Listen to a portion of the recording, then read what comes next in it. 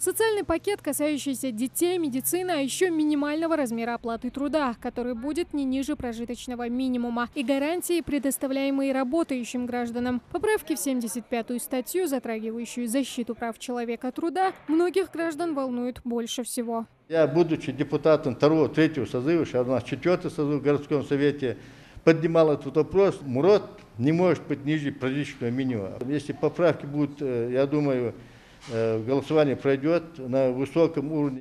Закрепить достигнутое и получить гарантии на будущее. Поправки помогут сохранить и политическую стабильность. Ведь действующий президент получает возможность избираться на новый срок. Баллотироваться или нет, глава решит сам. В любом случае, окончательное слово на президентских выборах за гражданами.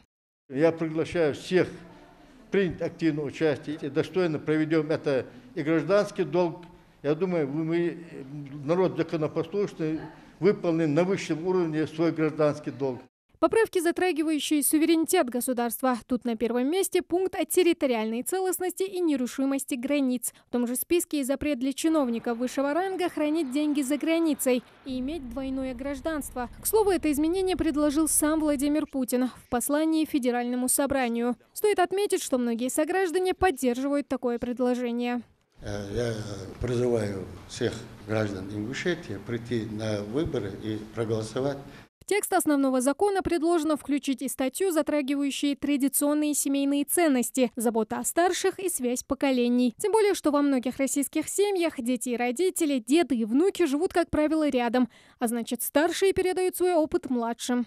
Один из таких пунктов, где четко сказано создать нормальные условия молодежи, воспитание молодежи, с таким расчетом, чтобы эта молодежь и обратила бы внимание своим родителям, которые долгие годы воспитали их и ушли на заслуженный отдых и остаются в стороне без внимания этой молодежи. Я считаю, что гражданин, человек, который дает хотя бы небольшой, делает анализ своей деятельности, должен прийти в этот день и отдать свой голос за изменение в этой Конституции.